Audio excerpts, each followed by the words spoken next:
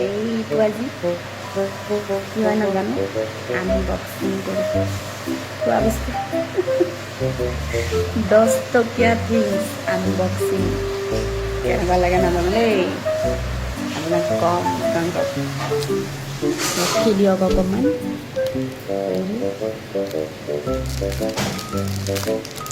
এনেকৈ খুলিব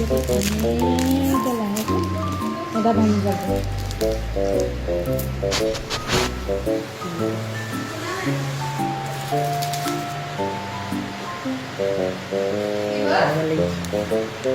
ভাল লাগিছে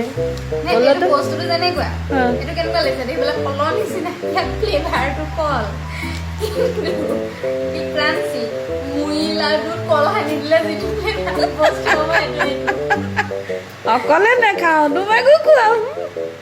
বেয়া বস্তু কেতিয়াও অকলে খাব নালাগে দেই তুমি আকৌ বেয়া হাতত পাবা